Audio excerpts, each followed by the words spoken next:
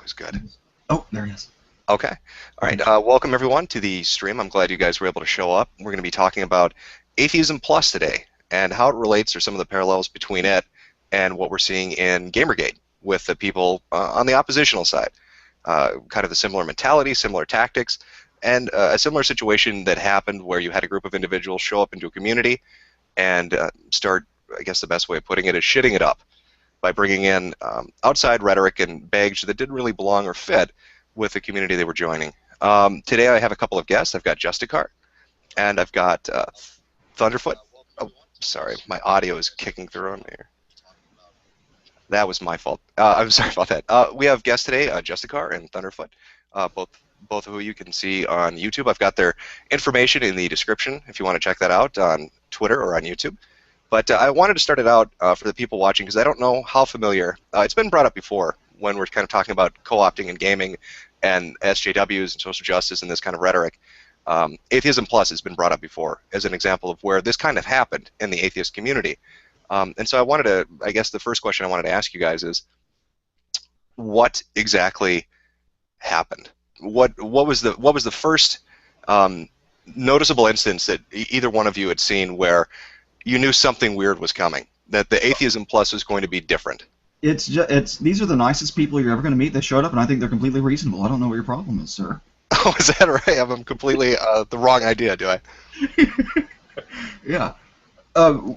So, actually, let me just throw in, have either of you come across Mikeru's law?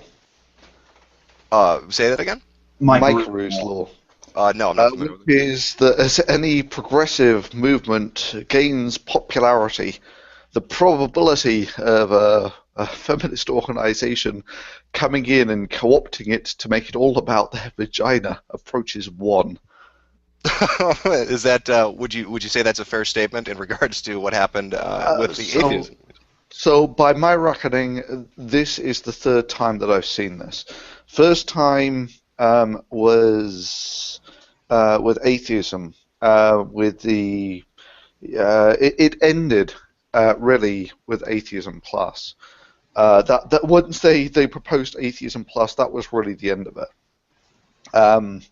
Then it happened with the Occupy movement, and now it's basically happening again with gaming. But of course, the gaming population is much bigger than the atheist population. I mean, if you just want a ballpark number, maybe 10% of the people in America are atheists or something, but maybe 50% of them are gamers of one sort or another. And the idea that you can actually sort of characterize such a diverse group of people as having, almost any identifier. The idea that these are all misogynists in gaming is almost a surreal proposal. No, it is extraordinarily insane, really, when you kind of look at it. And I know too, and I think for a lot of the Gamergate people, some of them kind of know what happened, but they don't really understand the backstory of it. They get at the idea that this group of people kind of showed up and demanded certain things and changed the way the community behaved, and were extraordinarily vitriolic and just sort of cruel and mean, and I guess ruined how things were. And we're kind of seeing a similar thing in gaming right now that's going on, especially with this media blitz that's taking place. And so I thought it would be good to kind of get a perspective of people who saw it take place, saw it happen to a community they were a part of, and kind of watch this unfold. Jessica, what aside from them being wonderful people, what was your first clue that something awkward might be going on? It was a little different than what you might expect. Well, the whole thing started with a very vicious invitation to coffee, and I thought that was a little. Actually, not entirely. It did start a little before then. It started with Rebecca Watson deciding that there was all this harassment going on at these atheist events. Oh, right, she gave that speech. Which, to a heart, what they call harassment is what you would normally call, in, say, a nightclub, socializing. That was what they were calling harassment. You know, people were coming up to me and asking me, uh, uh, hitting on me in a bar, and it's like, well, yeah, you're in a sort of social place where people do that, and you're at a conference. I mean, this is, I would have said, uh, background noise in that sort of venue. But no, according to her, this was actually sexism and misogyny, which leads us to the incident in the elevator, Justica. Yes. Okay, she had given a speech earlier in the day. Well, actually, it really started with the Steph McGraw bit. But anyway, she gave a speech about all kinds of horrible people approaching her and whatnot. And apparently in the speech, or the lecture, she calls them lectures. Anyway, the former street magician's giving lectures. Anyway, yeah, she's not an academic, but she gives lectures. So after she'd given the speech about how people should conform their conduct to certain societal norms that she expects, defer to her sensitivities, after about 8 or 9, 7 hours, something like that, of drinking in a bar with people, some guy apparently propositioned her to go to his room to have coffee, which may or may not be the secret code for sex. A lot of people say that it's that it is. Anyway, I'm getting sidetracked. No, that's fine. And it was the fact that he had invited her to his room for coffee was problematic, particularly given that she'd given a speech earlier in the day. And so what I wanted to know was, well, was the guy who propositioned her actually an attendee at that speech? Was he in her hearing when she was speaking? Because it's not reasonable to think just because you've given a speech the entire world has heard it. And more importantly, I wanted to know if there's any evidence that this coffee inviter actually existed, because all the pictures I saw of the bar before she left, she's unable to point out who the bad man is. But then the response to that was, well, she suffers from prosopagnosia, so she can't identify him. Prosopagnosia is a facial blindness. You can't recognize people by their faces. I'm like, And this medical. I get that as well when I'm blind drunk at 4 o'clock in the morning. That's one hell of an excuse to pull out for not being able to recognize an individual. yeah, but apparently she can recognize from across the room Richard Dawkins, James Randi, the MythBusters, the famous people she can recognize straight away. Oh, easily, yeah. Yeah, they probably wear signs. And so was this gentleman had asked her for coffee, and she had found that to be offensive in some way? Oh, threatening. Threatening. Well, first it was just he invited her coffee, but then as the story, that wasn't quite dramatic enough, it had to be escalated. He cornered her in the elevator. And I was like, oh, okay, that 8 seconds you had in the elevator from hell, I'm so sorry that happened to you. How did you manage to pick up and survive? But so what she did with this potential rapist in the hotel is, of course, she went straight to security to let them know to be on the lookout for the guy, so any other women wouldn't have to suffer the indignity of being invited to beverages. No, instead what she did, she went to bed and went to sleep and made a YouTube video about it about a few days later. Because that's what I would do if I thought there were a stalker rapist in the building. I would, just go about my merry way. That is surprising, the whole mentality of, here's this horrific event that happened, I need to immediately go on social media to discuss it, rather than take appropriate steps, I guess. So yeah, this is the hallmark of these people. The one place, the one group of people that they won't go tell this story to would be the people who are going to investigate it, namely the police. Really? And so this happens, right? Because I think most people have kind of heard this. She got asked out to beverages in an elevator and found this to be horrific. Now, the follow-up to that is, was it Richard Dawkins had spoken on this and ended up getting attacked quite a bit for it, didn't he? Yeah, he actually, Richard Dawkins is known for many things. Being overly polite is not at the top of the list. He's not overtly rude. He's not like, hey, you're fucking ugly, you bastard. But he has a biting wit about him. And he wrote a letter titled "Dear Muslima." It's like, oh, listen here, ladies in the Middle East. Yes, I know your genitals were hacked off, and you have to walk around in what Bill Maher calls the beekeeper outfit. Mm-hmm. But please think of the indignity that your American sisters have to suffer. I heard of one just the other day, going by the name Skepchick, who was invited to coffee in an elevator. I'm not kidding, it really happened. That man actually did ask her to coffee, and she said no, and he took no for an answer, and that was the end of the story. So please think of your American sisters. Essentially pointing out that this is a first world problem where, oh my God, ridiculous. Yeah, my cookie is so large I can't dip it into my milk. Oh, help! And so what was the reaction he got to that? Naturally, everyone saw the eminent wisdom of what he had said and said, you know, he has a point here, a little something about perspective. Or, I'm sorry, why do you hate women, Richard Dawkins? And this became I guess, a talking point, didn't it, for conversations going forward, especially in regards to Dawkins in relation to the elevator incident. They dubbed it Elevator Gate, didn't they? Yes, Elevator Gate. Yeah, who was the first person? I don't know who the first person to write a response to it was, but Black Hag was first among them. And she actually wrote the article before she was sure that it was actually Richard Dawkins who wrote it.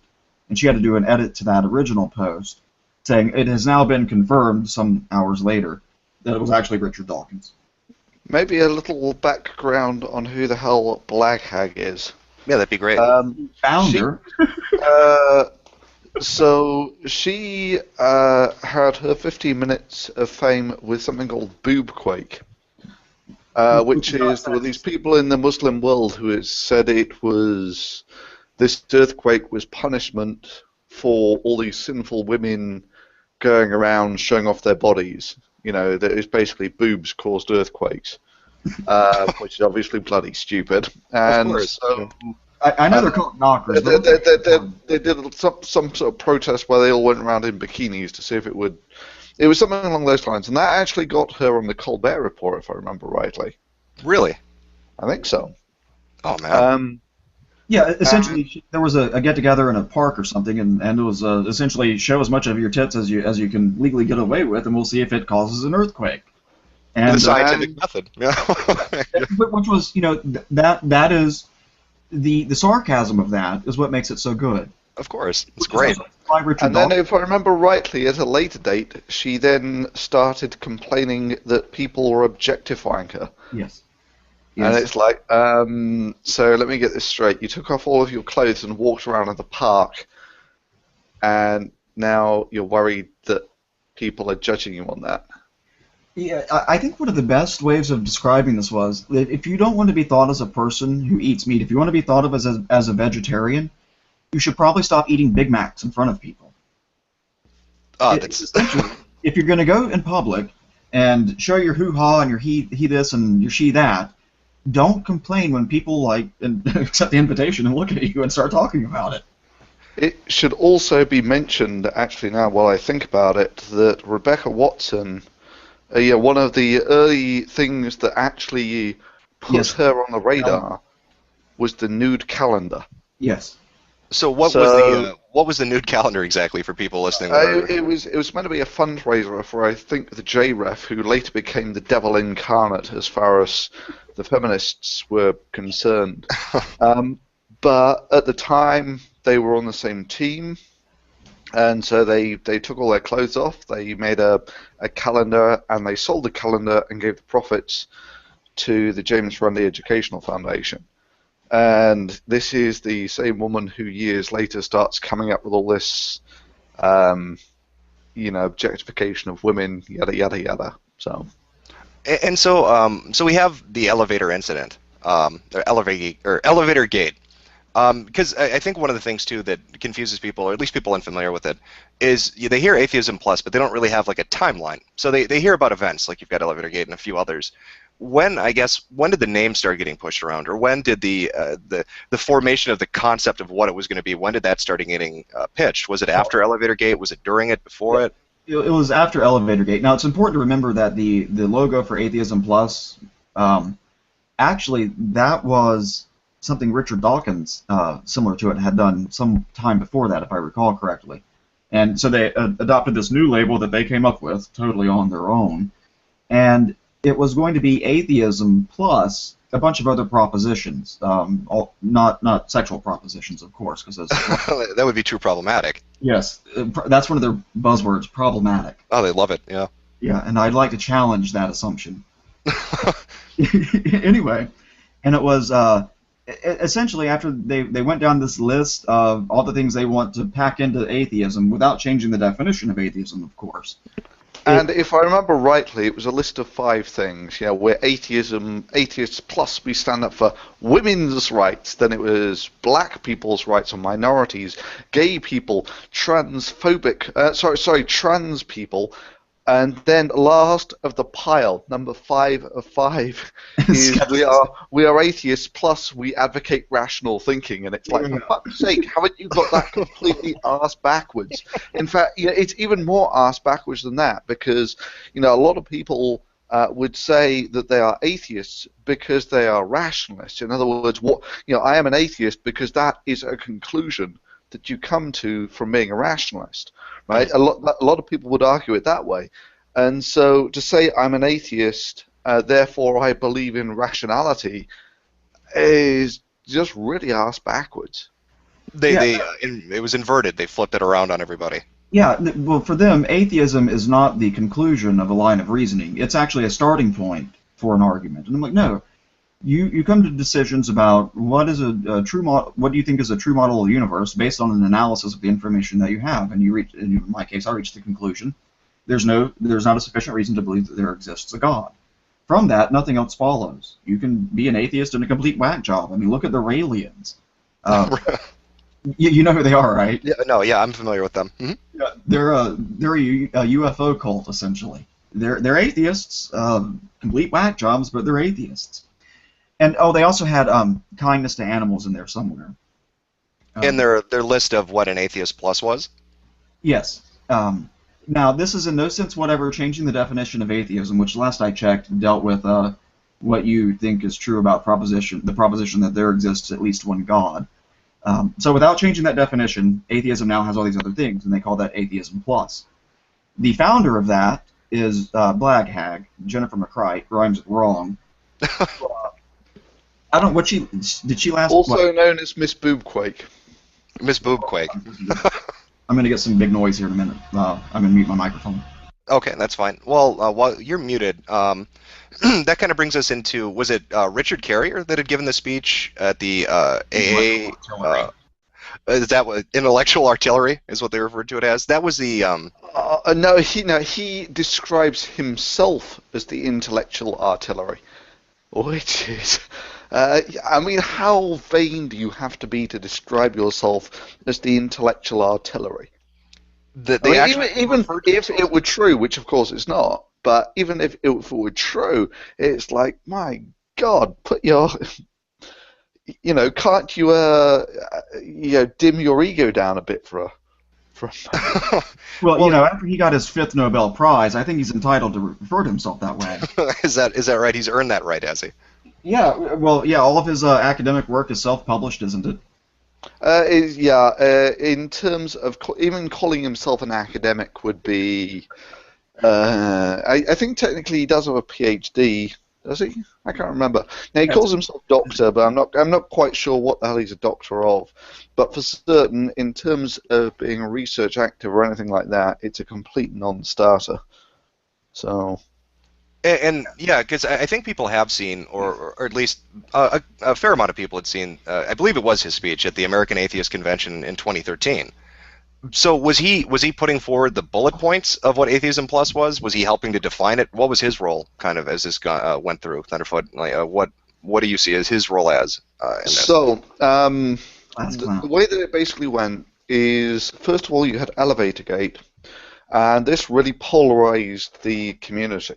In that beforehand it had been essentially one contiguous group, but this became a sort of almost single issue politics thing. You were either pro Elevator Gate or anti. And then the people who were... Wait, that's not accurate. You're either pro-atheism plus or you hate women, you rapist. Oh, no, no, it was better than that. You were cannibalistic humanoid underground dwellers. Oh, Oh, right, right, right. Chuds. Is Floods. that is that what they referred to everybody as? Yeah, yeah, Yeah, and in that sense, the parallels are stunning between Gamergate and Elevatorgate. In that, first of all, came the polarizing issue, and then you had the people like Carrier, who said, the time has come for us to throw off all of these sick misogynists, and we will have a new third glorious age of rationality and enlightenment that will stem from atheism plus, which really didn't even make it past the end of the week before um, it was dead in the water. Which is why, you mentioned this in one of your videos, that with Gamergate they're maybe thinking of calling themselves players rather than gamers or something. Oh, they wanted a new moniker. One of the joke images that went around when this rumor first started was they were going to call it Gaming Plus or Gamer Plus because everybody was referring back to Atheism Plus. They kind of saw what was going on, and then it became, well, let's refer to them as players instead of gamers. Because we have to Yeah. differentiate. You can't just be a gamer if you play video games. You have to be morally right and not a misogynist and not racist, sexist, transphobic, anti-social justice. Any word they could throw at you, really. yeah. And But yeah, go on. Atheism Plus styled itself as the third wave of atheism, with Richard Dawkins, the four horsemen of the counter-apocalypse being the second wave. So they followed up Richard Dawkins, Christopher Hitchens, Sam Harris, and Dan Dennett with Richard Intellectual Artillery Carrier, Jennifer McCreight, who quit after about 2 weeks or 3 weeks. That was the most hilarious thing of all. No, So she founds Atheism Plus, this great new wave. She declares on her blog that, this is the death throes of the old white patriarchal misogyny atheism, and now we're going to have this new great age of equality and the such like, and it lasted, like you were saying, quite literally a week before she said, no, we've lost. And when you abandon your own movement within about a week, that gives you some idea of how much support it had. And this was one of their new third wave atheism four horsemen. This was one of their top people, kind of up there with the intellectual artillery of Carrier. That was the founder of Atheism Plus. She's the one who conceptualized it. The founder quit after 2 weeks? Yeah. That's about right, yeah. That's insane. And why did people stick with it if they pulled up their stakes and got the hell out of Dodge? Oh, well, this is like asking why people stand in front of a wall, put prayers in it, and like bob their heads back and forth. I don't know why people do crazy things; they just do. But I was watching an interview with Richard Carrier a while back about Atheism Plus, how he's a big supporter of it, the intellectual blah blah blah blah. And then the guy asked him what the actual forums where the hub of it is. He goes, "Oh, I don't know. I've never actually posted there." Oh, really? Yeah, I love this. I've seen that interview as well, and it's, you just facepalm. What else can you do?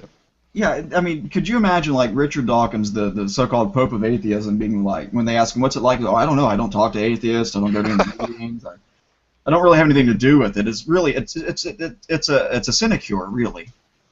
Yeah, when the man who claims to be the intellectual artillery for a movement doesn't know what the hell's going on with it. Yeah, he's never made an account with them. He doesn't go over there and talk. Now, have you actually been there, Internet Aristocrat?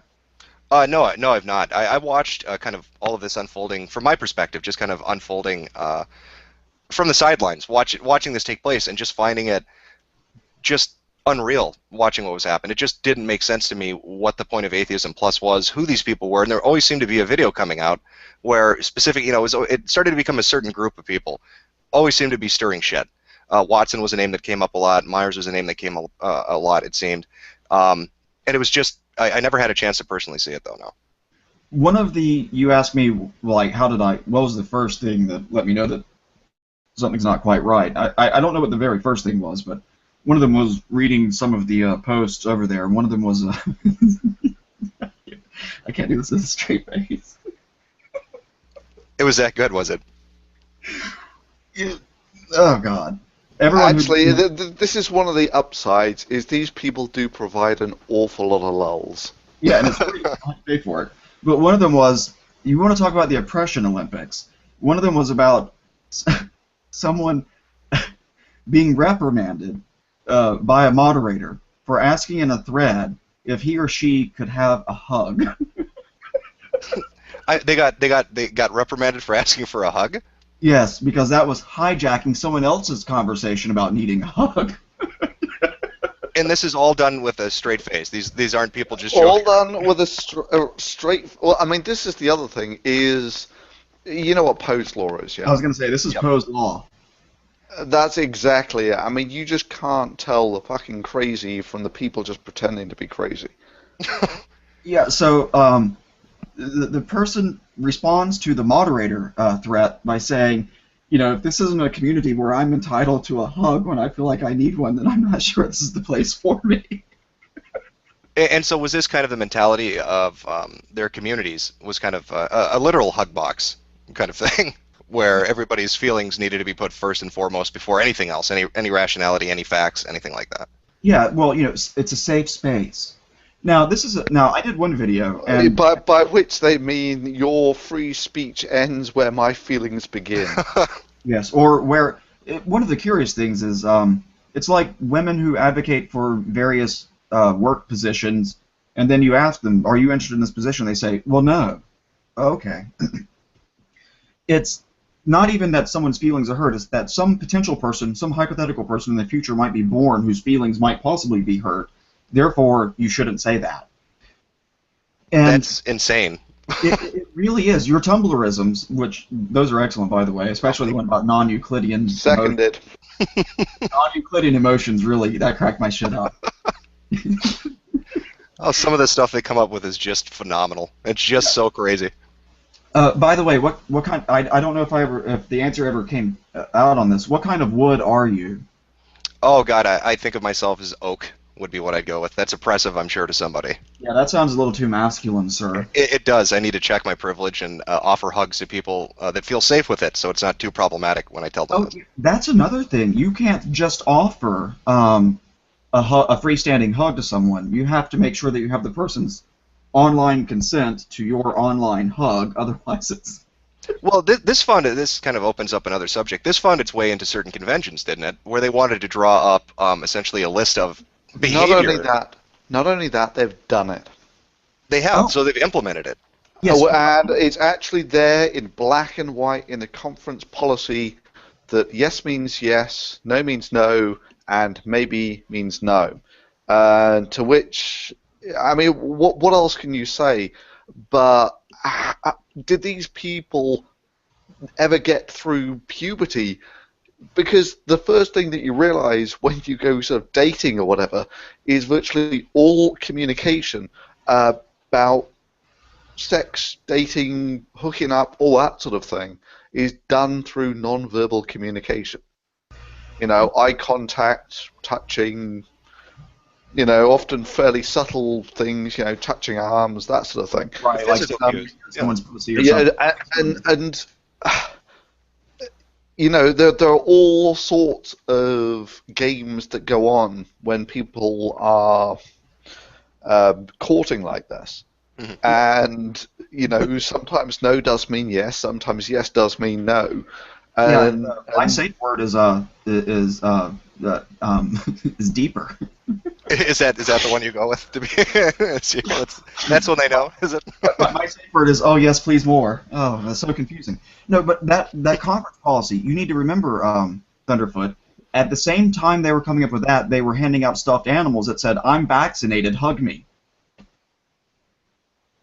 so isn't that rape if you do it without the stuffed animal's consent? Well, weren't there more policies, though? I mean, they had essentially turned something that was a convention for people in the atheist community to get together and just have fun, bullshit around, have some speakers, and just a group event, like you'd see at a gaming convention. But they changed it into something where we have, like, if I remember right from watching different videos and hearing kind of people speak on this, I didn't know they implemented are still doing it, I guess, but it was it was a list of how you can behave, what can be sold there, what words are acceptable, you know, what you agree to, and it was like very legalese and it seemed to be geared towards the notion that if you were an atheist and you were going to a convention, you had to be told these things because you couldn't behave otherwise. This was expected. You were going to be like that. How can Well, you I tell mean, them they're racist? this is where it just gets so capitally stupid. The refund policy. Oh yeah, they refuse to give you a refund to this is actually written in the conference policy that you will get expelled from the conference and won't get a refund if you violate the policies, even though it's a free conference. So it costs no money, but no refunds, huh? Yeah, and Why not just give them a double your money back? That's it. That's even better. Yeah, but this is the thing that when you put people in charge where their only tangible skill is that they're a professional victim, this is the sort of level of incompetence you're going to get. Right? Oh, exactly. So at one of these conferences, they actually had a policy about, I didn't think the policy was no shooting, but they did have a list of things that you should do if there was a conference shooting.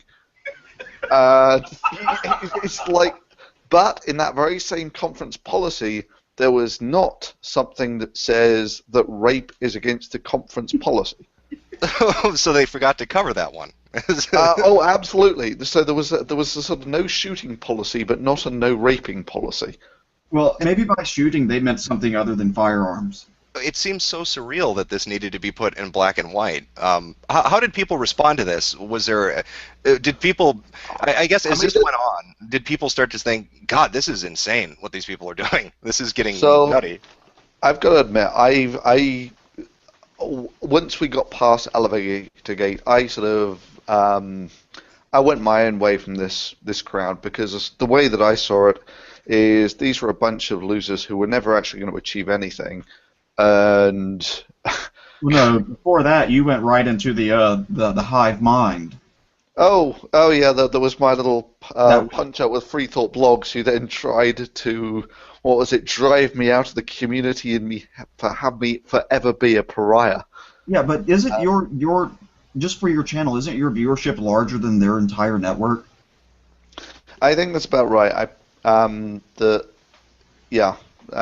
about more traffic than all of them put together, and they're going to drive him out. Well, and these are the people that are kind of carrying the cause, so to speak. But it seems like they don't have a large following. They're just very loud. Would that be fair to say? A vocal minority that are kind of stomping their feet to demand certain things. Which is, again, it's almost verbatim Gamergate. And again, verbatim, they seem to have friends in real journalism. Rebecca Watson had several of these things where, even though within the actual atheist community herself, her name was essentially mud, and she would still get these relatively high-profile articles in things like Slate. And, of course, for people like you, me, and everyone else here, we knew what the score was. But to Joe Public, who doesn't know any of the background, all of a sudden you get this article on Slate saying how terribly misogynistic the atheist community is. That's the only information I have, and like that, I think it's very similar to Gamergate. Is that you have all of these what was initially just gaming press, who was so incredibly detached from reality and biased, it's not true. But then it seems to have actually moved over to the mainstream media, who also seem to have just taken the gaming press at their word, which, if you think about it, is just so stupid. You have a segment of the press that's being accused of being corrupt, and you take them at their word. It's surreal, isn't it? And that's one of the things I think is really interesting is you really do have a lot of parallels between kind of what happened with Atheism Plus and what's going on in Gamergate. You have professional victims who create a major drama around themselves, and then deflect any criticism by saying, no, it's the community that's the problem. You guys are all horrible and misogynistic, and then the journalists come in and they're just kind of parroting what's being said. How did the atheist community? It's I guess it's a large thing to ask somebody to speak for, but how did the atheist community in general, not just like Joe Public, but the people that were kind of tuned in and kind of knew a little bit of what was going on, how did they react to Atheism Plus? Was it a slow kind of like realization, or were they like, holy shit, this is crazy, Yeah. let's back off? Atheism Plus was essentially dead on arrival, and the reason it was dead on arrival is basically because of Carrier, who really did frame this. He wrote this blog post which was, this is the new glorious age of atheism where we shed the cannibalistic humanoid underground dwellers and we will be righteous, pure, and honorable, and this is a black and white issue. It's us versus them. You can't have... he basically made it a binary choice, and oddly enough, it turns out that if you want to make an issue which has a lot of grey in it, either black and white, people will just call bullshit on you. It's like, I might not entirely agree with one or the other, but I'm certainly not going to put my ex next to the guy who is saying you're either with us or against us. Yeah, and more than that, it wasn't simply enough that you had to agree with their principles at the outset. You had to agree with the label. You had to label yourself, so that way they could identify, oh, you don't identify as Atheism Plus, therefore you're not good enough to be in the community. And you will be shunned. We won't have you invited to... It was really totalitarian stuff. You won't be allowed to come to conferences. We won't work with you. We'll call you out in public, which is, again, very much Gamergate. That they will basically throw mud at you in public if you disagree with them. Again, very much like Gamergate. And this is why I think, if we didn't have YouTube, we would be fairly screwed at this point. Because it does feel like that, yeah. Of all the venues, YouTube is really almost the last bastion where we have... we actually have, if you like, a direct voice. If we didn't have that, we... who else is there? The gaming press is essentially corrupt from the inside out. A load of these actual forums have actually sort of shut down all conversation about this. Oh, yeah, it's been silenced everywhere. I think one of the other interesting things, I don't know how much profiteering went on with Atheism Plus. What's going on in Gamergate is... We've got all these people, these professional victims that are using the press and calling community horrible, but they're making a lot of money doing nothing. They're getting donations, they're getting tips, they're getting Patreon cash just for saying, I'm horribly oppressed, everybody be a Gamer Plus. Did that happen in Atheism Plus? Were they trying to make money doing this as well? Yes. So Rebecca Watson, certainly, when she did her, Patreon thing, it was, I'm a victim, and I'm still going to do this. I think that's right. I think if you actually watch her, support me video, that's basically it. And Sarkeesian does basically the same thing. That all these talks that she's supposedly giving about the, sexist representation of women in games is basically the same talk again and again, and it's exactly the same thing that she did with her TED Talk years ago. She turns up and talks about how hard it is to be Anita Sarkeesian, and if you've ever been an oppressed woman or a woman who has felt bad, then you need to start supporting me. Really? That seems to be very much the pitch that they go for. Oh yeah, it definitely does. Now, don't forget the fake jewelry nonsense. What was that exactly? The fake jewelry? Is this the convention thing? Yeah. It's who can sell jewelry. They're called ceramic. She makes ceramic kind of things that have like pro-science or pro-atheist stuff on it. And she was mightily upset that people who disagreed with her were showing up at conferences wearing knockoffs of ceramics, mocking her, and the nonsensical stuff and pushing. And so she I can't remember where she did an interview. Was it with oh my God, the lacrosse rape trial? What's that nut job? Oh, Marcotte. Yes, Marcotte. There we go. She did an interview with Amanda Marcotte, And she's like, look, we're not asking for anything unreasonable. We just want sensible policies, which, that's good language. We want sensible policies. And then she describes what she wants. Which was no offensive speech, which is kind of hard in an atheist conference, seeing as half of what they do there is try and piss off religious people. And then, we want no offensive T-shirts and no fake jewelry. And on that same list was no grabbing people's asses without their permission. Nothing unreasonable. Okay. I can agree with the last one. Sure, don't go around like rubbing people's genitals and stuff. I'm with you there. But it's first of all, I don't know what fake jewelry is, but anyway.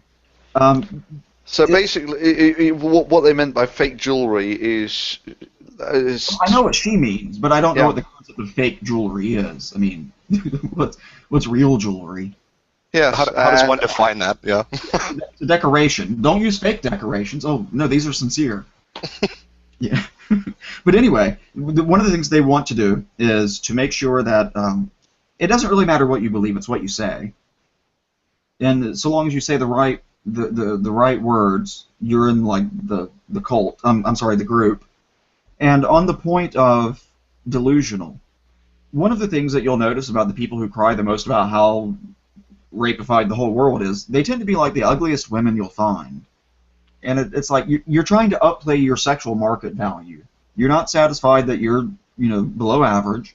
And so what you need to do, like Rebecca Watson does when she goes around saying that one of the things that she gets asked all the time by men is for them to show them her pretty smile. Have you seen her?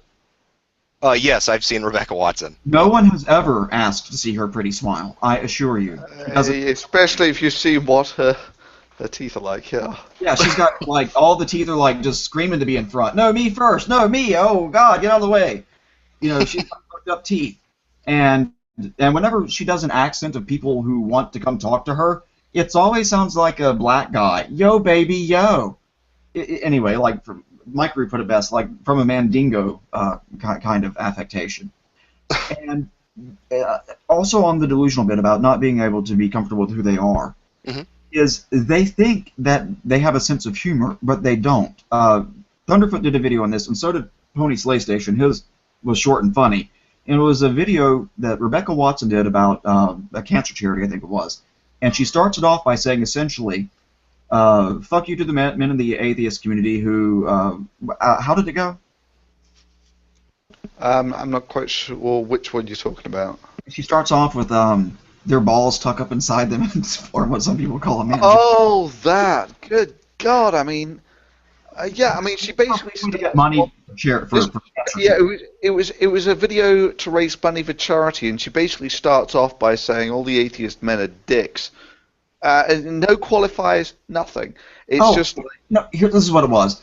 If an atheist on YouTube goes too long without calling a woman a cunt, his balls will tuck up inside him and form what some people call a mangina. Oh, and this was Watson doing this. I've seen this video. Yeah. Pony Slay Station has a funny one where we had a little back and forth about it. Thunderfoot has one.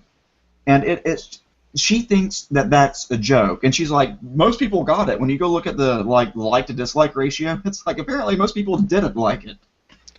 Well, and have you noticed, this is one of the trends that I noticed in the Gamergate opposition, or these people that are doing it right now in gaming.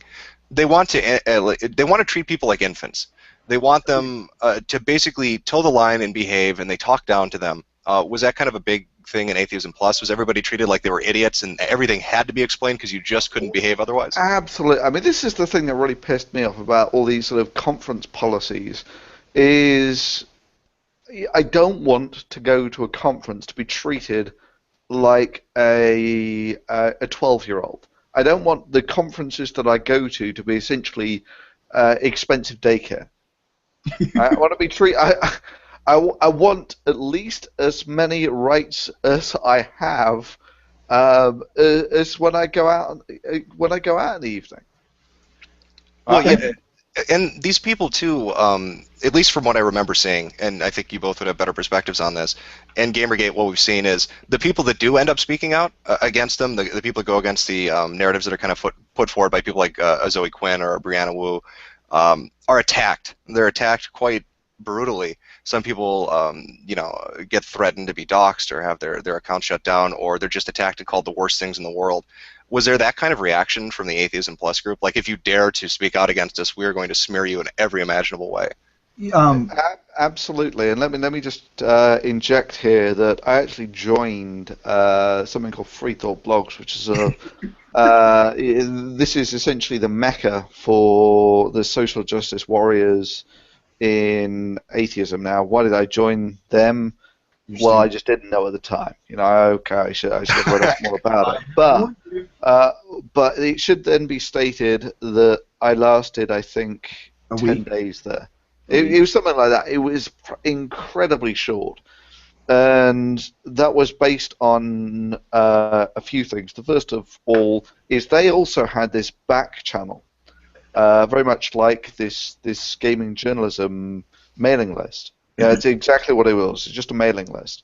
And they signed me up to that mailing list, and it was just the most petty bitching about settling scores and all this sort of shit. And almost instantly, there was as much going out on that back channel as there was going out on the blog. And if these people have got nothing better to do than this, then no organization that spends this much time in petty bitching will ever achieve anything, right? Because that's what they were spending all their time doing. Anyway, so it turns out that they didn't realize they'd signed me up to this thing, and one of the things that they're bitching about is me, because them being the wonderful researchers that they were, thought I was the amazing atheist. So wait, they put you on a I didn't know this. They put you on a mailing list talking about yourself, thinking you were somebody else entirely. Exactly. How ridiculous! Oh, God. And I still have it, so I just get around to reading some of this, and I put up a reply basically saying they'd accused me of absolutely everything: racism, sexism, misogynist, pro-rape, all this sort of shit.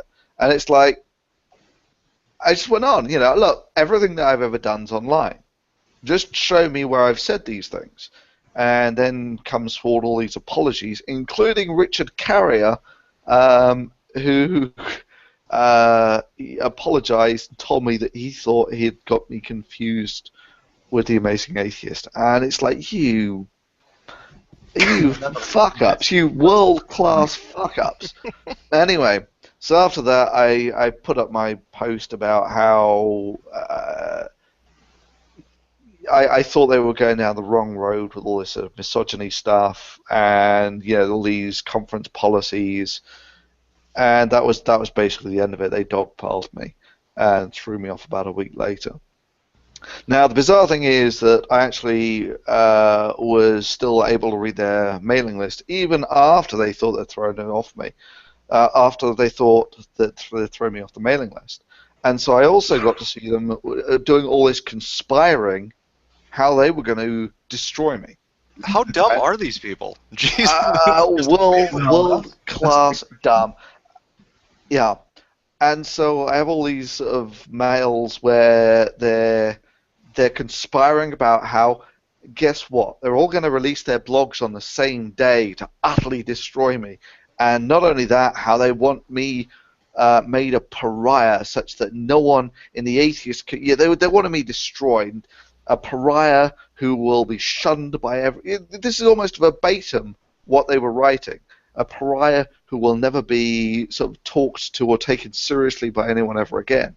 And that's so eerily similar, too. I mean, you're talking about a coordinated, we're going to all release blogs talking about this at the same time. When I saw all that stuff about the 20 articles, whatever, announcing the game is dead on the same day, I was just getting so much deja vu over that. And the more so seeing as it was completely detached from reality. So there are various sites that allow you to track, whether you get more or less subscribers, that sort of thing. And this entire attempt from Free Thought Blogs to try and destroy me. 100. Yeah, I lost about 300 subscribers or something, which was out of, at the time, I think 150,000. So that was your death knell then? They really got you? That was my death knell, and now it's up to about 1/3 of a million or something. So their aspirations just completely outweigh their operational ability. And again, this seems to be the way it goes with Gamergate, is they have the aspirations that they're just going to declare gaming to be dead, just like Atheism Plus decided that atheism was dead, and now we need a new wave. And what happened? Well, where was the actual change? I mean, all I see that's changed is you've now actually generated a bunch of gamers who are now actually capitally pissed off that there they were just happily being gamers from every stripe. You had women, gays, trans. The gaming demographic transcends all of these boundaries, right? To greater and lesser extents. And now all these people are basically being told, oh no, the gamers are dead. They're all misogynists. It's a several billion dollar, an industry that generates several billion dollars a year from these people is dead. Yeah, it's completely buried. Yep. So you get 100 people, and they will pretend as though they are the representative sample of the fucking universe. On the gay issue, for those people who don't know, and this might come as a surprise to some of you ladies out there, I'm gay. One of the things that started right at the beginning of Elevator Gate was PZ Meyer said to me, and he knew, or should have known because we'd talked about it, that I'm gay. And he said, the only reason that you have a problem with what Rebecca Watson says is so that way you won't feel uncomfortable. You'll feel like you're entitled to corner women in various rooms and hit on them. I'm like, you have fucking jumped the shark. For one, even if I were straight, I was like, for one, even if I were straight, look at me. There is no way in hell I would hit on a Rebecca Watson. I'm way out of her league. And two, I'm a big old fucking Peter Puffer, dude. Like, ugh. There's the amount of alcohol required for a Rebecca Watson to become attractive is the exact amount that would be required to make sure that I couldn't have sex. Well, no, I mean, we heard Thunderfoot's kind of the reaction he got. Now, you had made videos, too, kind of talking about the stuff going on. Did you end up getting a lot of shit thrown your way, Justicar, when you started talking about it? I get the two extremes. One, the people who are just dyed in the wool. Every rude word is an injury to all women for all time, even women who won't exist for thousands of years. And all women who are dead, it travels backwards through time and hurts them somehow. And then I get people who are like, look, you were very strident. I get called that a bit in the beginning, but when you get past my rebarbative language, mm-hmm. They've come to see it from my point of view. And if you look at my demographics, my web presence has done nothing but grow since Elevator Gate, and PZ Myers and that group has done nothing but decline ever since. And I should also, if I remember rightly, Myers had at least 2 goes to try and bury you. Yeah. And the first time, because you get the sort of thumbs up, thumbs down thing, so you can use this as sort of barometer to gauge someone's internet footprint. I have 2 data points. The first one, when he linked to me because I put up a video, I got about 15,000 views, something like that, in the first 24, 36 hours. A year later, he tried to send people to one of my videos to like massively thumb it down, and it caused a bump of almost 600 or 700. And I have a third data point, and it's when he inadvertently there used to be a phenomenon known as fringulation. Okay. He used to have a very large web presence. When he would link to something, if it was a small website, it would crash their servers. He can't do that anymore. That phenomenon is dead. And he linked to Black Hag, and she inadvertently reported the metrics that it caused 400 people to go to her site. And I'm like, yeah, this is... So, someone enlightened me. How many people are watching this? Oh, right now? A couple thousand, I'd imagine. 4,000. Yeah. So, anyway, in the space of a year, he was down about 1/12 of what he was the year before. And I'm not growing rapidly or anything. I'm a grower, not a shower, people. Don't judge. But steadily, slowly and surely, it's just been an increase for me. And I haven't changed my language. And this is how I talk in real life. If anyone meets me in real life, they'll be like, oh, he's just the same as he is on the internet, only bigger.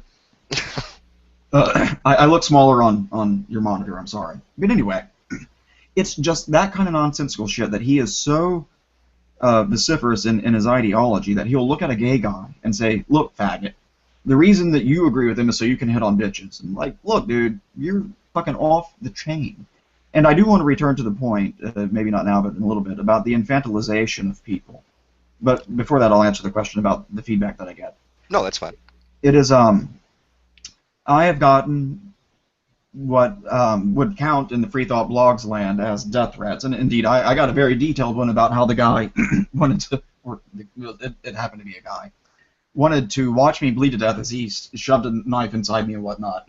And after he sent that to me, I'd grown out of the phase where I would correct people's grammar and email back to them what they'd sent me with red lettering and everything, and I just sent him back a picture of my phone. Bring it, bitch. You know. Well, and that's one thing. That's one thing too I wanted to touch on, because there are some names that popped up throughout this. In Gamergate there are too. The people that seem to keep popping back up. One of them is PZ Myers. Can either one of you kind of give some background information on who that is and the role they played, so people in chat that might not know this, or Gamergaters who are unfamiliar with it, have an idea of who he is? Well, Rebecca Watson's greatest fan, I think, would probably be the simplest way to describe it. Is he or her biggest white knight? That kind of thing? Absolutely. And by in fact, just that he's vociferous. He's a prodigious man. Is he now? He's corpulent. Well, he played a role throughout a lot of this. I seem to remember him starting quite a bit of drama a couple of times over the last 2 or 3 years. Not so much well, a little bit. Right now there's one going on where he's accusing Michael Nugent, who is, depending on how cynical you are, the world's biggest pussy or the world's biggest assuager of people's feelings. He's accused Michael Nugent of providing a safe haven for harassers, misogynists, and rapists. And Mr. Michael Nugent is an extremely polite man, and it's hard. If you wanted to point to a sensitive person and say this is a model of sensitivity, he'd be that kind of poster child. And he's written for him a rather scathing response to PZ Myers about this, about how PZ Myers failed 5 times to justify a smear. Anyway, I'll tweet a link to it later. And it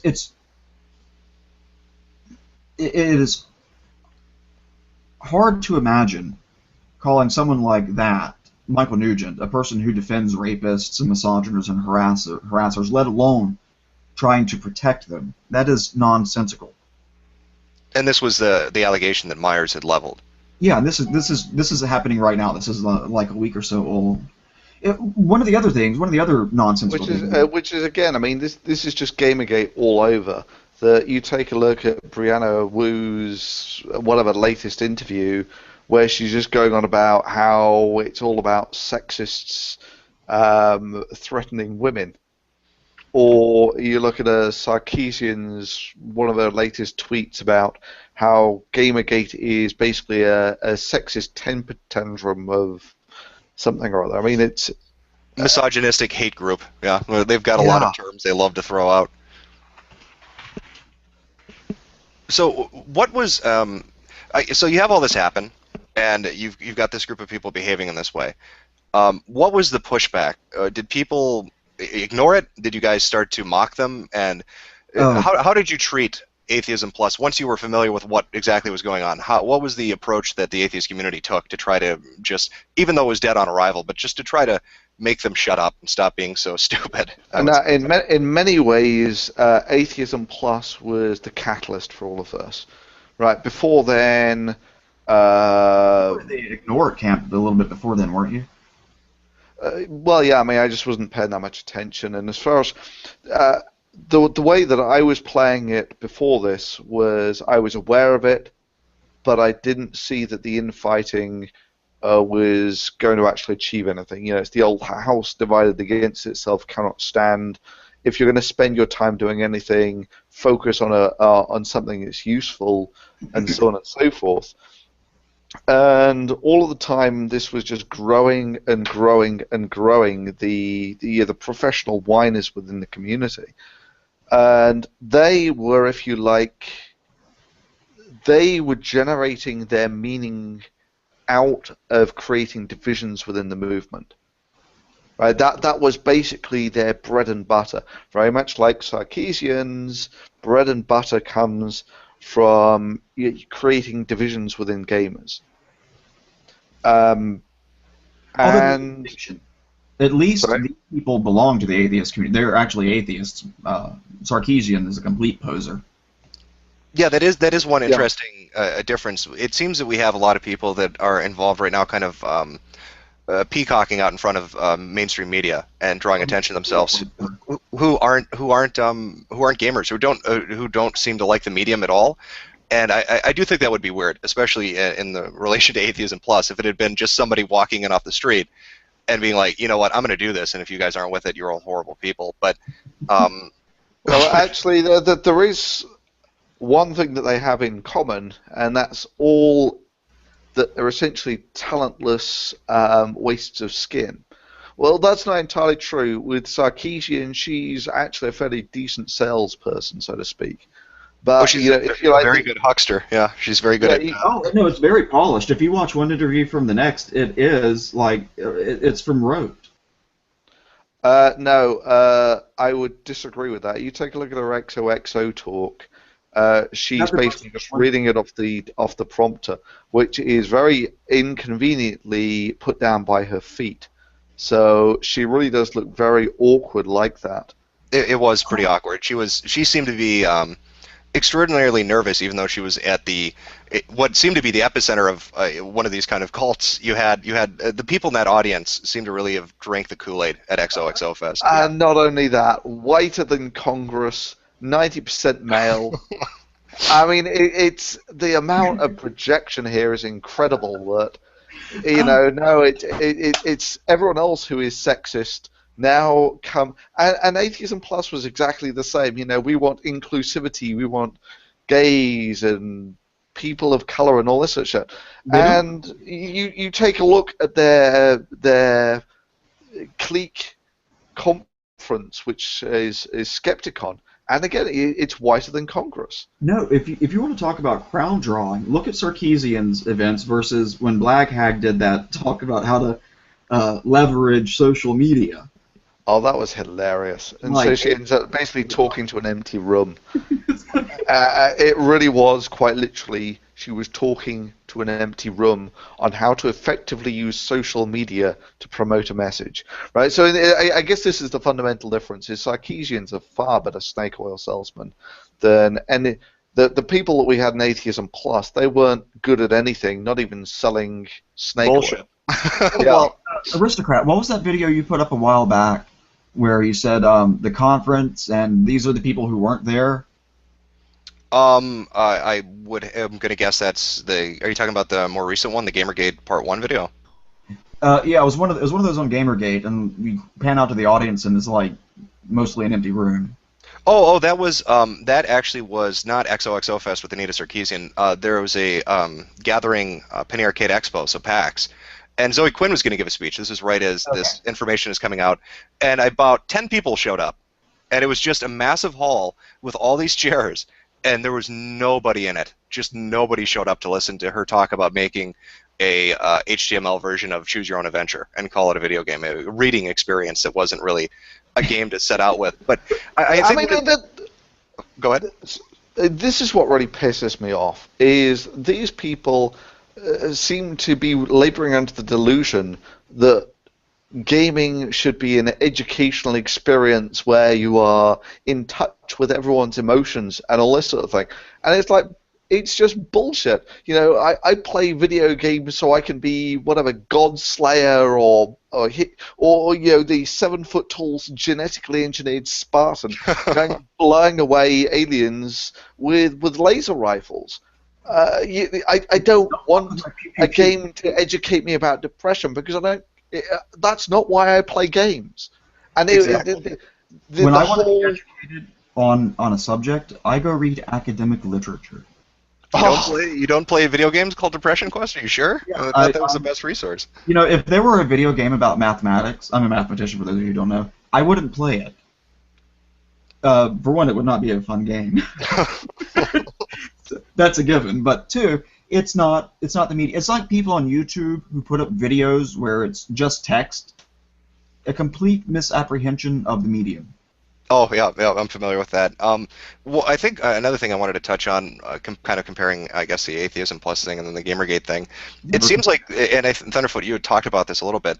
It seems like they're more interested. They're not interested in really coming into a community and either creating solutions or building it up or making it better. They want to come in and essentially attack the community itself. That's how they make their money. I did a video on this. They show up under the guise of, look, we just want to be part of the group, which, fine, you want to be part of the group, just pull your weight. I don't ask for much. Same thing with women in combat arms. Look, if you can hump the rock, fine. If not, shut the fuck up. But they show up in the guise of, we just want to be friends, we want to, hang out with you people, and then you say, okay, fine, come on in. And then about 30 seconds later, they're like, I love everything about this place, except for the way it's decorated, the people you let in, the time of day that you're open. I love what you have going on here. Let's change every fucking detail about it to suit me. Yeah, I mean that's the thing. It's the me, and also trying to actually change gaming from an industry that makes games that are fun to play to games that don't offend anyone. And this is just like, from a financial point of view, this is just bloody crazy. It would be like saying, in the movie industry, we want to make fun movies, but we don't ever want to see anyone killed because that's nasty, and that means that someone's going to lose their life, and that's really not appropriate things for people to be watching. And they basically, the reason people go to movies, the reason people play games, the people watch music videos is because they're entertaining to watch. And a lot of that stems from, ironically, something that is so obvious that it's very easy to overlook, which is almost the diametric opposite point that Sarkeesian tries to make in her videos. She tries to say that all of these tropes are actually, destroying women and such like. And it's quite the opposite. The reason those tropes exist in the first place is because they are de facto successful storytelling cliches, memes, tropes. People do want the women in stories to be beautiful. People do want the men in stories to be strong and decisive and all this sort of thing. You don't ever see someone saying, well, what this story needs is a fat, ugly woman. Right, that's exactly what it needs in the middle of it, yeah. Well, did you see, I guess, with the Atheism Plus thing, were they so far off track? Because the way that the what's going on with Gamergate right now feels, do you think it would have reached a point where they would have gone after like core tenets of atheism, where they would have been like, hey, you know what, let's never attack a religion, let's never say we disagree because we don't hurt their feelings. There were atheists. One of their conference policies said you weren't allowed to say anything that might offend people's religion, which is like, yeah. Depending on the person, that could be something as strident as, I'm not persuaded your religion is correct, I'm not a member of it. And this is the attitude they took, was we don't want to hurt feelings. Yeah, one of their conference. Yeah, well, by a lot of religions, dogma, to actually deny God means that you're going to send those people to hell. Therefore, anyone who advocates no religion is advocating the infinite torture of people for eternity. And that's as offensive as it comes. So, yeah, I mean, like, if you just kill your neighbor, that's a finite act. But if there's an afterlife, and you kill them when they're, like, in a state of ungrace or whatever, that's an infinite punishment. And they don't want you to bring this up. That's kind of what I find weird. What were they changing it into? What did they hope Atheism Plus was going to look like? Was it going to just be social activism, and they're just using atheism to try to push that? Wait. You're laboring under the fundamental misapprehension that these people are competent. Yes. Also, let's not do them the credit of saying activism. That. How about con job? Slacktivism. Slacktivism. Yeah, there we go. Yeah. Like, oh my God, there's an injustice in the world. Let me turn to Twitter and I'll solve it real fast. Well, have they done anything? Did Atheism Plus accomplish anything? Did they have any stated goal and actually accomplish something without tripping over their own 2 feet? I think one of their implicit goals was to provide an endless source of humor, and they've done wonderful jobs there. Yeah, but unfortunately it didn't last that long because it was really dead on arrival. Is it? Do they? Let me see if they're still up. No, I think it's still there. It's just there are more moderators than posters. It's reached that point, has it? It really is a ghost town.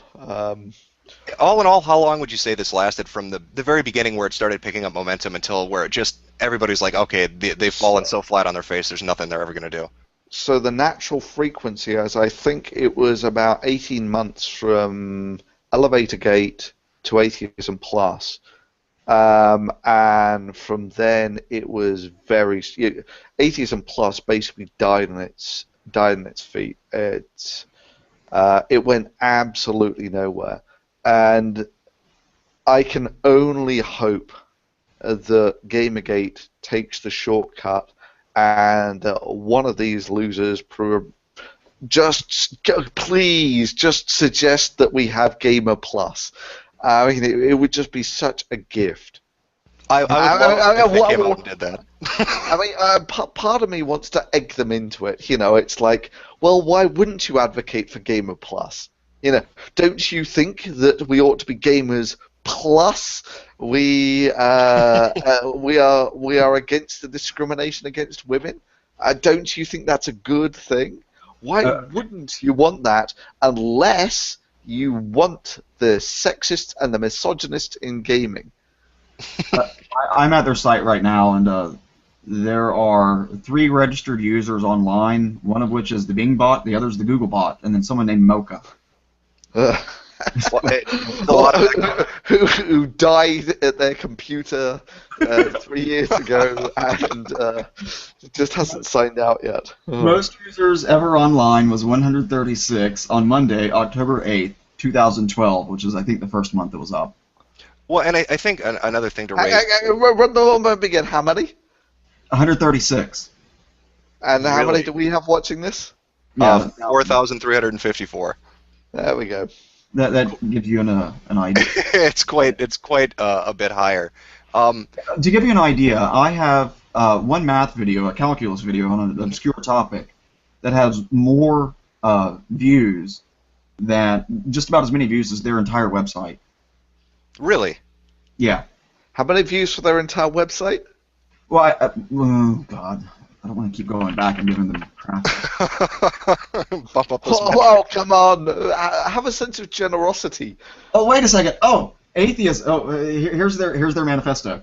Atheism Plus is a safe space for people to discuss how religion affects everyone and to apply skepticism and critical thinking to everything, including social issues like sexism, racism, LGBT issues, politics, poverty, and crime. For more information, see our fag. Oh, Jesus. Well, these people have kept going, though. I mean, that's one thing I think people in Gamergate probably are going to encounter. Even if this gets stopped and the corruption gets dealt with and these people get called on what they're doing, you still have people like, even after Atheism Plus, you still have PZ Myers, you still have Rebecca Watson running around. But do you think the damage done to them from the horse and pony show that they put on is pretty much permanent? Oh, right. PZ can't recover from this. Sorry?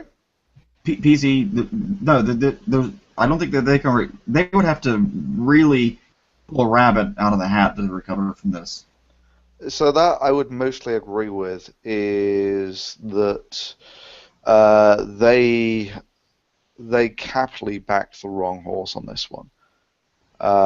Which is an irony, seeing as they're at a site called Free Thought Blogs. Where you, as long as you agree with us, you can have as many free thoughts as you want. Yeah, it seemed to be quite a bit of groupthink. It kind of is a social justice warrior mentality. If you either agree with us or you're horrible, and it has to be 100%. It can't be a degree. You can't vary a little bit from anything. Yeah, but this, for me, Rebecca Watson really does seem to be more or less finished in this, and she never really brought anything to the forum anyway. right? The thing that she brought to the forum is she took her clothes off for a calendar once and elevator gate. That's almost her entire resume here, right? So when you're looking at, you know, what are the achievements, what has she ever done? It's pretty thin. You take a look at people like Sarkeesian, and again, it's really pretty thin. You take a look at her background traffic, and she gets big spikes for her videos, and I've never really understood quite how she manages that, but she does anyway.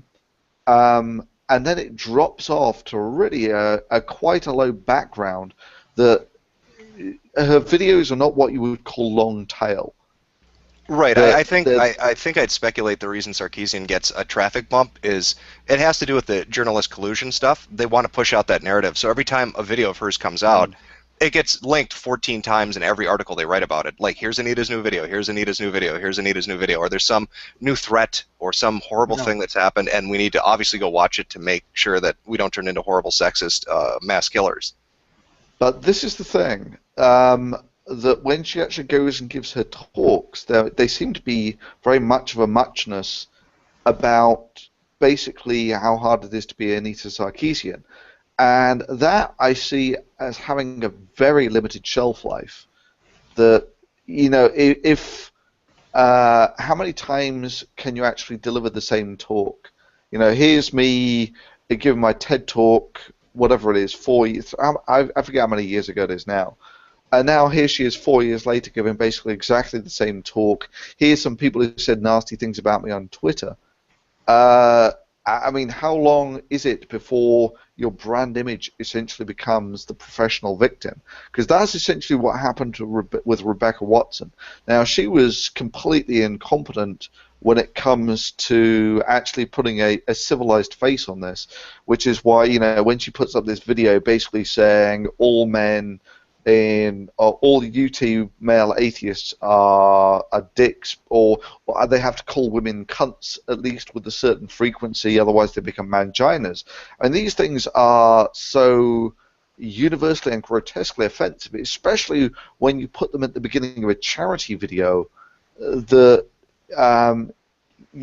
sort of thing does become your brand image. Sarkeesian is at least smart enough to keep her mouth shut on matters like that, but it still is that her core message is that of a professional victim. That's what gets her the majority of her traffic. It seems to me that, you know, when you take a look at how much traffic she gets for the, you know, tropes versus women, they pull in a lot of traffic, but I would estimate that she gets an order of magnitude more, and certainly when it comes to donations, probably an order of magnitude more when she's the professional victim versus when she is, if you like, doing what she's actually meant to be doing, which is linking why these sexy women in video games is actually making society sexist. Which, of course, yeah, I mean, the whole premise of her video series is bullshit, but she gets a shitload more traffic for when she's actually the professional victim. Right. They make themselves the sorry. They make themselves the story. That's the con. It's not what I'm talking about. It's me. It's totally me. Everybody look at me. I need money. Give me attention. Look how oppressed I am. Me, me, me, me, me. Absolutely. And you need no better example than, you know, Sarkeesian was basically just, she puts out her latest tropes versus women, basically drops off the radar. You know, if you actually sort of follow the statistics on her site, that's very much the way that it looks. And then she does this thing where she cancels her talk for reasons that are at best highly dubious. And she gets this massive bump from it. Well, I was going to ask... And to people who are not like you or me or anyone here, to people who have not kept up to speed with this, and all they see is the mainstream media presentation, then what sort of opinion are you going to form about Gamergate if that's all you've seen about it? Yeah, that's very true. This was something I forgot to bring up. People are bringing it up in chat. They wanted to have you guys talk about or comment on Matt Dillahunty, if I'm saying his name right. I Where believe it's he pronounced Dillahunty. is that wasn't the story that he had tried to prove there wasn't censorship and ended up getting censored? Yeah, okay. Oh, that one's hilarious. Yeah, I was. he decided because he was a bigot of name that he would make a sobriquet and go in under that and show that everything on Atheism Plus is on the up and up, and if you go in there and you say reasonable things, you'll be treated reasonably. So he made the username Curious, and this lasted a couple of exchanges before he finally said, "Look, essentially, look, motherfuckers, I'm Matt Dillahunty." And someone responded to that by saying, "Oh yeah, sure you are." And so then he gets on under his real name to prove that it's Matt Dillahunty, and they ban him.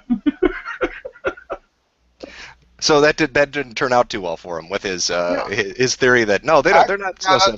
I don't think you got the sequence on that quite right. I think the way that it worked is they banned him, and then they said he was Matt Dillahunty, and then they banned his second account, which he'd made under his real name. No, he was curious. He said that he was Matt. He said, "This is Matt. You should know who you're talking to. This is Matt Dillahunty." And they're like, "Yeah, right. Sure you are." Okay.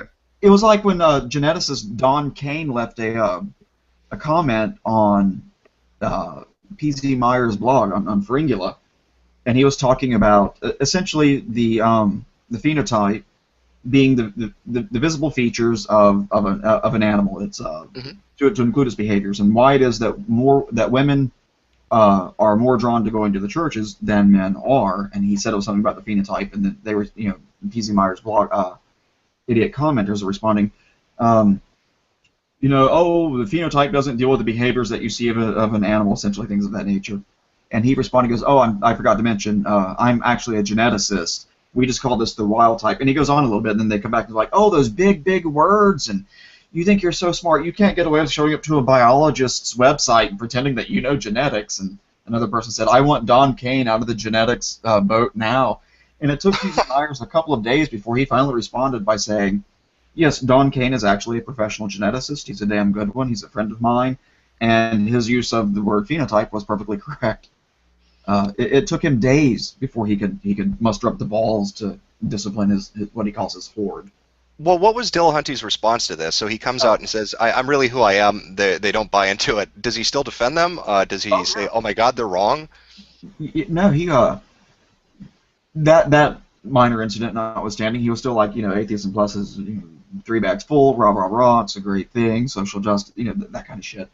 And I was talking with him, and I said, what I think an honest person would say here is when they try to do a blind experiment and they get the contrary result that they expected, a result that's consistent with my proposition, that they would say, you guys have a point, but he couldn't do that.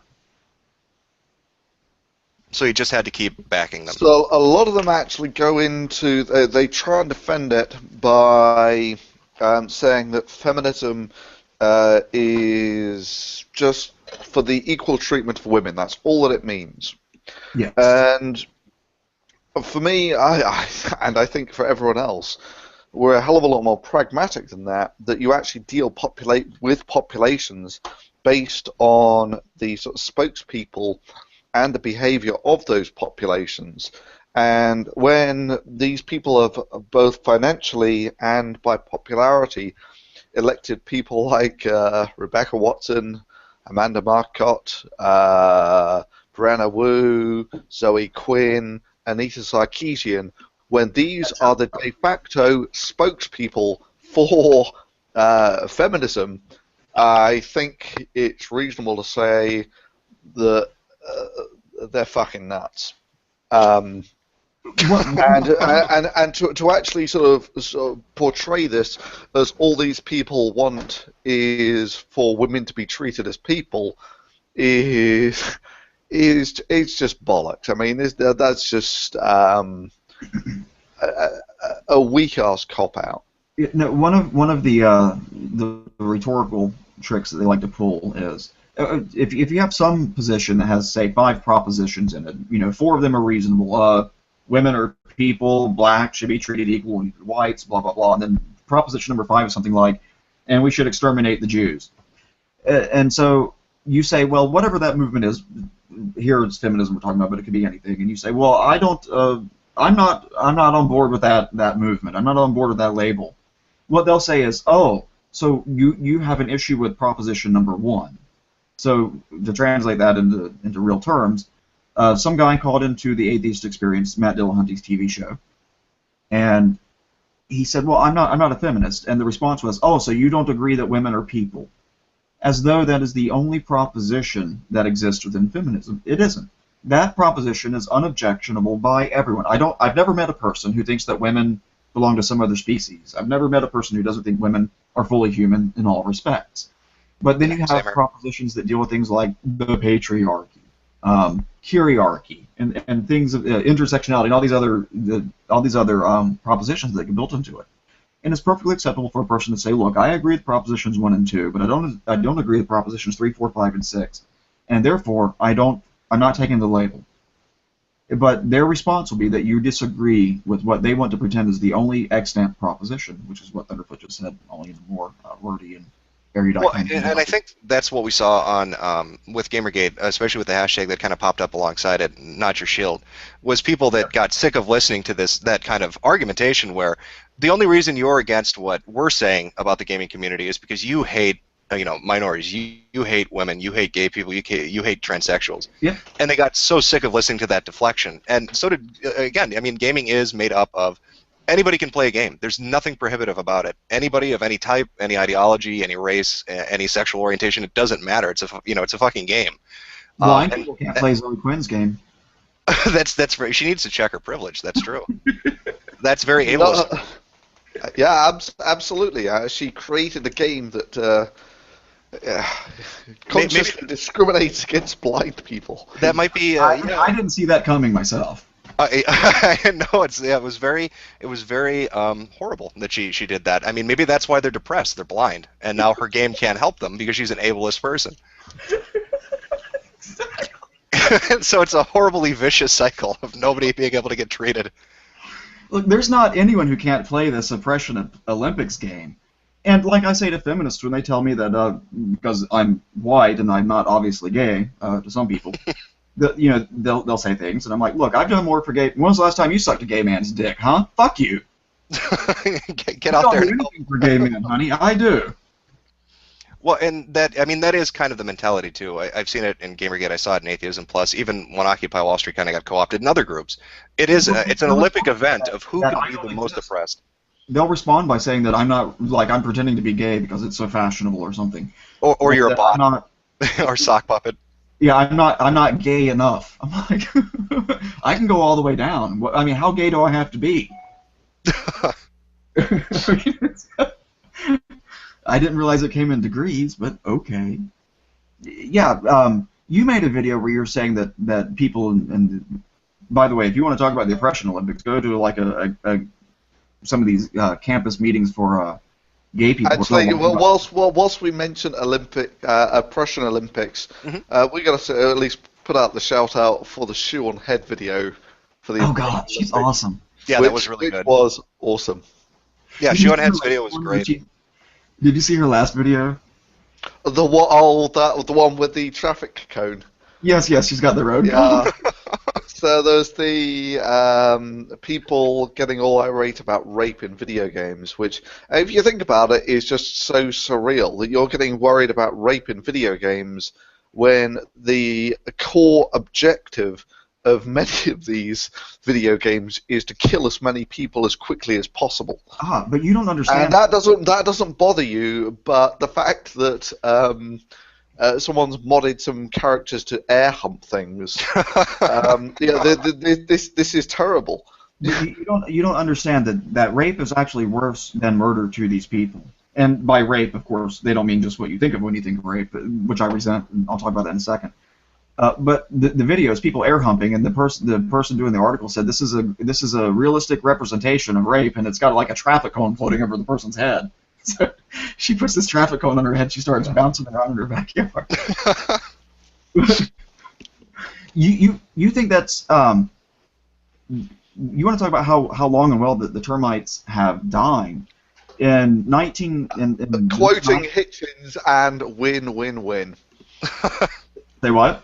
You see how far the termites have eaten and how deep and how well they've dined. It's a quote from Hitchens, but he might have got it from somewhere else. I don't know. Yeah, well, actually, a lot of his best phrases he clipped from elsewhere. But anyway, in the mid '90s, the Congress passed a law and President Clinton signed it, and the case where you can listen to this law being litigated in the Supreme Court is it's Ashcroft against Free Speech Coalition, and the Solicitor General, a very conservative man, Paul Clement, George Bush's Solicitor General, actually argued that all Congress did was extend the extant definition of child pornography to include new kinds of child pornography that involved no children and no pornography. It was virtual child pornography. This is shit that is taken. This is one of the reasons I oppose feminists every chance I get. They actually do have some influence. They can get a law like that passed where a person can sit around and create on a computer representations of people doing things that you don't want people doing, and claim that that's just as bad as actually raping children and videotaping it. Because there's no distinction. I've noticed with a lot of SJW rhetoric that everything is taken to the extreme. That an offense is 100 times worse through their eyes. It's not just a normal person would define rape, with pretty clear terms, legal terms, or they have a moral definition, but they understand what it is. But when you talk to an SJW, it starts to include things like stare rape, and not asking consent to look at somebody, or accidentally bumping into somebody walking down a hallway. Like, it can be all these things, micro trigger transgressions and all this crazy shit. Microaggressions. Now, I've got to share something with you on the microaggressions thing, because us men have been suffering from that sort of microaggressions for years. It's called nagging. Is that what you put forward? There's a joke about that. This guy goes in to get a divorce, and he's talking to his divorce. This is in the South. He's talking to his divorce lawyer, and he wants to get a divorce from his wife. And the lawyer's like, "Was she a nagger?" And he says, "No, but the guy she's fucking is." But by the way, have you heard you're from the UK, so maybe you're familiar with this. The recent proposal in the House of Commons for there to be separate train cars for women. That's something that's put forward, really? Yeah. And I thought, actually, guys, you should get on board with this. You could label like one naggers only, and well, it's like the Japanese transit system where they've got their own car set aside. You could put the women's trains leaving 15 minutes later, so they have extra time to dawdle around in the bathroom or whatever they do. And you can ride. Did anyone see Sarkeesian's famous first Bayonetta video? Yes, where she completely got everything wrong. And not only did she get completely everything wrong, she also suggests that harassment in America is so bad that you need women-only cars following such wonderfully progressive countries, and I shit you not, she lists Egypt there. Are you serious?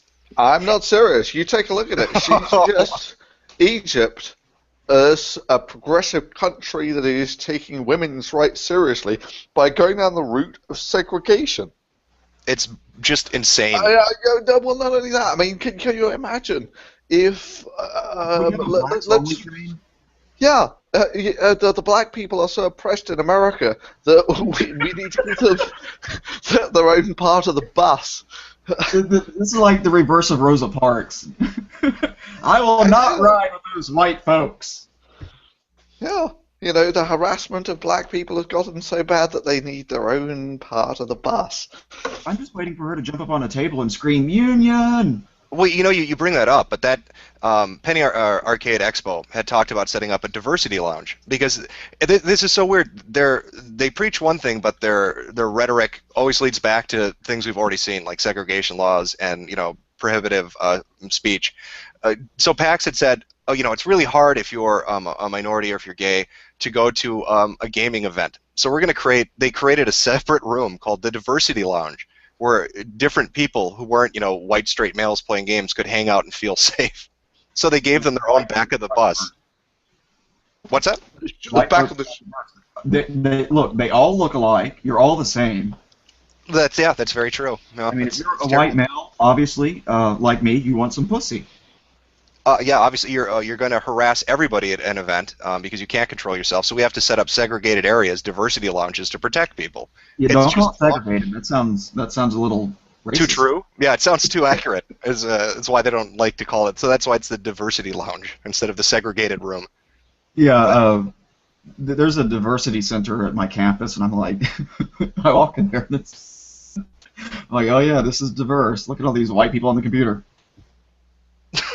Jeez. Well, yeah, thanks for both of you coming out to do this. I appreciate you coming out to do the stream. Like I said, I wanted to talk about kind of Atheism Plus, and I wanted to give Gamergaters, I guess, an idea that this has happened before, and these people are amateurish, and they will boggle it up, and that's what we've seen with the gaming press. They're just really arrogant and stupid, and they continually shoot themselves in the foot. And I thought it was kind of good to see that happened once before, and that they fell flat on their asses doing it, which is kind of, inspiring. Dealing with this. And just like with Occupy as well, they infected Occupy. Watch Mikeru's video on that. It's actually a good video. Yeah, if you can give me a link, I'll put that in the description too of the video so people can check that out. Because I think that would be good for them to watch as well to kind of get an idea of what happened there. Yeah, and I would like to, just say thank you for giving me a platform where I could finally come out. Oh yeah, hey, it's safe space, right? We don't want to be too problematic for you. Wanted to protect you from anybody who's going to say mean things. Yeah, exactly, because I'm a big pussy. But on the note of language and whatnot, these people do shoot themselves in the foot. But the thing that works for them is they stay on their message, and eventually, if you hear it enough times, it becomes familiar and comfortable. And these people, not necessarily the Gamergate people, but feminism writ large, they do have some influence, and they can get stupid laws passed that get people put in prison. So it's important that you pay attention to this and listen to the link. When they talk about rape, and I resent that I have to do this now, rape, child porn, whatever you want to call it, pick a topic, that when someone says that, for instance, if I were to learn that a person moving in next to me were a sex offender, what I would want to think of is, oh, this person has raped someone. But now I'm in the awkward position of having to ask, when you say sex offender, do you mean sex offender or sex offender? And I resent that I have to do that. And that's one of the problems that attends this type of social justice warriorship. It is the bastardization of the language such that terms that should be strong and should have very finite, crystallized, unambiguous meanings no longer do. Yeah, and like the watering down of rape to basically mean I had remorseful drunken sex. I've been raped thousands of times. Yeah, I know, and for me too. I think we're there for it was wonderful every time. I wish it happened to me more often. I have to ask, Mr. Aristocrat, how old is your cock, and what's this notion about the... I was offended that some people asked me about, you're giving me a pearl necklace as though I don't swallow. That is offensive, motherfuckers. They need to check that privilege. Yeah, I still haven't heard the end of that. I'm a very naive, innocent person, and so when I thought I was describing a piece of jewelry, apparently it's a slang term for something else, and so I promised Milo a pearl necklace, and now they're insistent that I deliver that with my, mysteriously aged dick. So wrong. My ambiguously aged dick. But let me just add one brief thing here. That following up on what Justica was saying, I think it's actually really important that you do tackle this stuff, and a lot of it goes back to this. It's almost a tautology, but you get the society you deserve. You live in the society that you deserve. If you don't actually do anything, nothing will change, or even worse, that these parasites that you've been infected with will just grow. If they are left unopposed, then there's only one place that this can go to, and that's that it's going to get worse. Now, it's my big hope that when you take a look at Gamergate so far, Sarkeesian has played the game, I think, well. The central core of her entire video series is bullshit, but she plays the victim on point and she does it well. If you take a look at the others, you take a look at Zoe Quinn. She's an idiot. She's like Watson, and the same with Brianna Wu as well. Is that I don't see these people have a long shelf life. No, I'd agree with that, and I think that's it's a good place to end it. Yeah, I mean, I've said it before at the start of this, and I think other people share the sentiment that it may to some people just be games journalism, but it's a touchstone for a larger issue. And if you can't deal with corruption, if you can't deal with this kind of influence at a small level, I don't know how you expect to affect it on a larger level and in more meaningful ways. So if you can't clean up games journalism, it's going to be hard to say, let's go clean up banking and the government and mainstream media.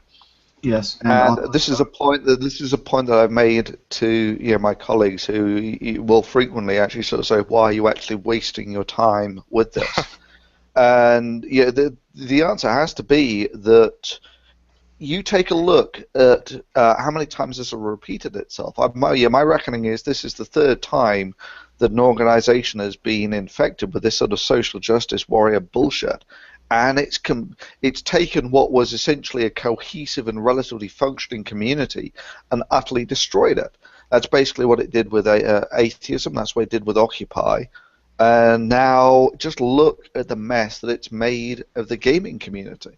And this is real consequences. I mean, you had this in one of your videos, Aristocrat, that there was some games developer who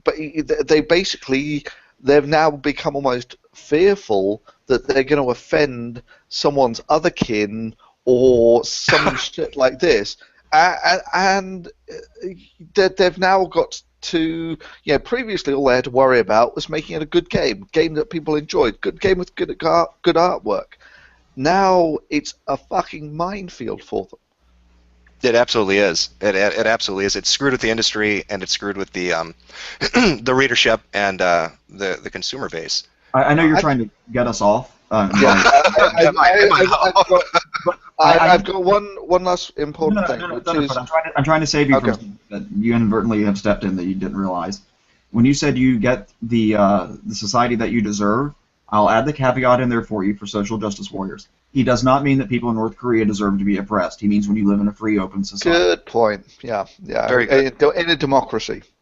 But of talking about financial consequences, because unlike atheism and whatever Occupy, there is actually an industry here, gaming industry, which is multi-billion-dollar industry, yada yada yada. How many sponsors have pulled away? I know that Intel walked away. Who else has done that? Scottrade, Unilever, Intel, UAT. That's I think the University of Advanced Technology, and then just recently Mercedes-Benz. Fuck yeah. That's a hell of a lot of advertisers to walk away. Not small ones either. Intel and Mercedes are pretty big. Intel, yeah, and the pharma. What was the pharma company you had? No, the ones so far were Scottrade, Unilever, UAT, Intel. Yeah, there we go. There we go. I just put a link to that Mike Rue video on Occupy. All right, fantastic. Well, thanks again, guys, for coming out. For everybody who's watched and wants to check these guys out, I have their info in the description. Thunderfoot, Justicar, I appreciate you giving me a couple hours of your time here to kind of talk about this. Thanks for having us on. It's been great. No, yeah, it's been good great fun, and thank you. And just to let everyone know, I will be investigating the age of his dick, and I'll let you know when I have some information. That's some investigative reporting you'll never see in games journalism. See, that's the get up and go gumption that you need to have to be a good reporter. Take it for the team. All right, Stream. Well, you guys have a good night, and again, thanks guys for coming out.